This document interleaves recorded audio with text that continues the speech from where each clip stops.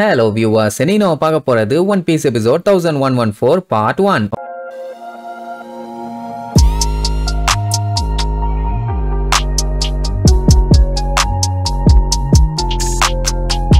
Open பண்ணா நம்ம கோபியை காட்டுறாங்க. போன எபிசோட நல்லா தொக்க மாட்டிட்டான்ல. சுத்தி பாத்தீங்கன்னா 100 பேருக்கு மேல கண்ண வச்சு நிக்கிறானுங்க, 100 பேருக்கு மேல கத்தி வச்சு நிக்கிறானுங்க. ஏதாச்சும் இப்ப அவன் சின்னதா எசக பொசக பண்ணாலும் ஒரே போடா பொட்டுன்னு போட்டுருவானுங்க. தப்பிக்க ஏதாச்சும் வழி இருக்குதா, நம்மளால தப்பிக்க முடியுமான்னு பயங்கரமா யோசிச்சுட்டு இருப்பான். உடனே அங்க இருந்த பைரட்ஸுங்கெல்லாம் டே கோபி உன்னை போட்டு தள்ளி உன்னோட பவுண்டி எல்லாம் நாங்க எடுத்துக்க போறோம்டா அப்படின்னு சொல்லி எல்லாம் டம்மு டிம்முன்னு சுடுவாங்க. அந்த டைம் கோபி உசாரா ஒரு ஜம்ப போட்டுருவான். ஆனா அந்த புல்லட் எல்லாமே திடீர்னு பூவா மாறிடும். உடனே எல்லாத்துக்கும் ஒரே குழப்பம். ஆமா என்ன ஆச்சு, ஏன் திடீர்னு இப்படி ஆச்சுன்னு ஒவ்வொருத்தனும் ஒவ்வொரு மாதிரி இமேஜின் பண்ண ஆரம்பிச்சிருவாங்க. அதுலயும் ஒருத்தெல்லாம் ஒருவேளை இது வேகா பங்கோட கண்டுபிடிப்பா இருக்குமோ, நோபல் பிரைஸ் வாங்கினாரு அது இதுக்குதானா அப்படிங்கிற மாதிரிலாம் யோசிக்க ஆரம்பிச்சிட்டானுங்க. ஒரு சில பேர் ஆட கூறுகட்ட முட்டா பயல்களா எவன் பார்த்து விட்ட வேலைடா இது, ஒழுங்க சொல்லுங்கன்னு கத்திட்டு இருப்பானுங்க. அந்த டைம் கோபி சென்பாய் அங்க இருந்து தள்ளி போங்க நான் பாத்துக்கிறேன் அப்படின்னு ஒரு சவுண்ட். யாரான்னு பார்த்தா ஹிபரி. அவளுமே நேவி ஹெட் குவார்டர்ஸ்ல ஒரு கமாண்டர் ஸ்வாட சேர்ந்தவதான். அவனுக்கு சந்தோஷம் தாங்க முடியல. ஆமா நீ எதுக்கு இங்க வந்த அப்படின்னு கேட்டதுக்கு அப்புறம் தான் அவனுக்கே புரியுது இந்த பூ வேலையை பார்த்து விட்டது இவதான். அட இவ என்ன பண்ணிருக்கா, அவனுக்கு சுடும் போது ஃபிளவர் புல்லட்ஸ் வச்சு சுட்டிருக்கா. அது என்ன இருக்குதுன்னா அந்த கன் பவுடர்ல இருந்து இந்த பூ வந்து இருக்குது. இனி இதுக்கப்புறம் அவனுக்கு துப்பாக்கி அவங்களாலேயே யூஸ் பண்ண முடியாது. அவனுக்கு குழம்பி மண்டையை பிச்சுக்கிட்டு இருக்க. அந்த கேப்ல எப்படியாச்சும் அங்க இருந்து தப்பிச்சிருங்க. நீங்க ரொம்ப கஷ்டப்பட்டுட்டீங்களா, உங்களுக்கு பசிக்குதா, வேணும்னா சொல்லுங்க உங்களுக்காண்டி பென்டோ கொண்டு வந்திருக்கேன் அப்படி இப்படின்னு அவனுக்காண்டி பயங்கரமா சப்போர்ட் பண்ணிட்டு இருப்பான். அதே நேரம் பிரின்ஸ் க்ரூஸ்னு ஒருத்தனை காட்டுவாங்க.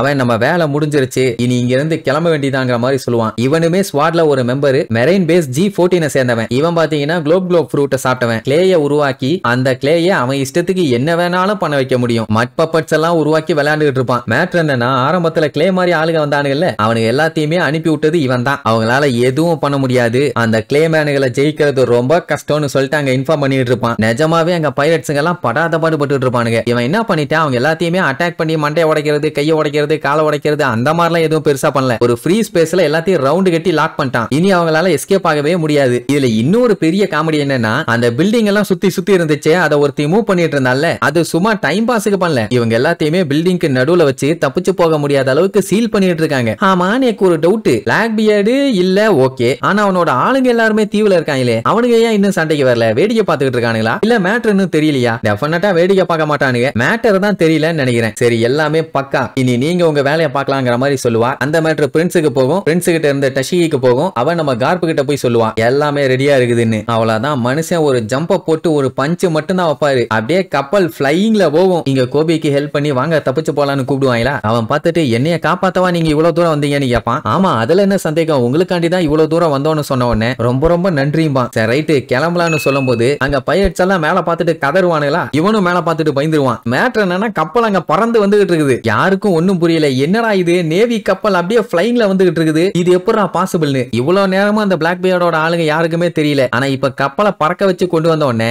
அந்த ஷெரியு, வேனு, வாஸ்கோ அவங்க இவங்கன்னு எல்லாம் பாத்துருவாங்க. இப்ப மட்டும் இந்த கப்பல் இந்த சிட்டிக்கு நடுவுல வந்து லேண்ட் ஆச்சுன்னா அவ்வளவுதான், எல்லாரும் பல்லு பகலும் தெரிச்சிரும். ஆக்சுவலா கார்ப்பு ரிட்டையர் ஆயிட்டாருன்னு சொல்லி எல்லாம் கேள்விப்பட்டாங்க. ஆனா மனுஷன் பாத்தீங்களா பறந்து வர்ற கப்பல்ல எப்படி போச கொடுத்து நின்னுட்டு இருக்காருன்னு. இதுல வேற ஆனந்த கண்ணீர். ஏ கோபி நீ ஒண்ணு கவலைப்படாத, உன்னை காப்பாத்த நான் வந்துட்டேன், அவ்வளவு சீக்கிரத்துல உன்னை விட்டு கொடுத்துருவானா அப்படின்னு சொன்ன உடனே அவனுக்கு இன்னும் ஷாக் ஆயிருச்சு. என்ன யார் நம்மளைய காப்பாத்த இவ்வளவு பெரிய பிரளயமே பண்றாங்களேன்னு. இவ்வளவு நேரம் கோபியை விரட்டினவனுங்க இப்ப உசுரை காப்பாத்த பதறி செதறி ஓடிட்டு இருக்கானுங்க. அந்த டைம் தான் நம்ம கார்ப்பு டே பைரட்ஸுங்களா எவ்வளவு தைரியம் இருந்தா என்னோட ஸ்டூடெண்ட்டை தூக்கிட்டு வந்திருப்பீங்க, இதோட உங்களை காலி பண்ணிடுறான்னு அவரோட ஹாக்கி பவரை தாறுமாறா எடுத்துட்டு வருவாரா. அதை பார்த்துட்டு கோபி எல்லாம் ரொம்ப ஃபீல் பண்ணுவான். நீங்க இப்படி காப்பாத்துற அளவுக்கு நான் ஒர்த் இல்ல, இப்படி எல்லாம் பண்ணாதீங்கம்மா. ஆனா அவர் என்ன தெரியுமா சொல்லிட்டு வருவாரு, டே ஃபூல்ஸ் நீங்க யார தூக்கி இருக்கீங்கன்னு தெரியுமா, கோபிடா அவன் ஒண்ணு சாதாரண ஆள் இல்ல, நேவிக்கே அவன் தான்டா ஃபியூச்சரு, அது மட்டும் இல்லாம என்னோட பாசம் நேசம் மிகுந்த ஸ்டூடெண்ட் அவன் அப்படின்ட்டு மனுஷன் அவரோட மொத்த பவரோட வருவாரு. ஷெரியுவே ஒரு செகண்ட் பார்த்து மிரண்டுட்டான். அவனே மிரண்டுட்டானா அப்ப கீழே இருக்க பைரட்ஸ்களை யோசிச்சு பாருங்க. வந்த வேகத்துல அவரோட கொலவெறித்தனமான பஞ்ச ஃபுல் ஃபோர்ஸ்ல வந்து அடிப்பாரா. அங்க சுத்தி இருந்த அத்தனை பேருமே தெரிச்சிருவானுங்க. டெஃபினட்டா ஒரு பைரட்டும் தப்பிக்க சான்ஸே இல்ல. சரி கோபி இருக்கானே அவன் எப்படி தப்பிப்பான்னு கேட்டீங்கன்னா அவனுக்கு தான் அவரை பத்தி நல்லா தெரியுமே, எந்த லெவல்ல அடிப்பாரு எப்படி அடிப்பாருன்னு. சோ அதுக்கேத்த மாதிரி பையன் எஸ்ஆயி தப்பிச்சிருவான். அந்த இடம் பாத்தீங்கன்னா ஏதோ பெரிய ஆட்டம் பாம்பு விழுந்த மாதிரி புகை மண்டலமா கிளம்பும். இப்படி ஒரு மரணத்தனமான அடி அடிச்சு முடிச்சது மட்டும் இல்லாம கொஞ்சம் கூட டயர்ட் இல்லாம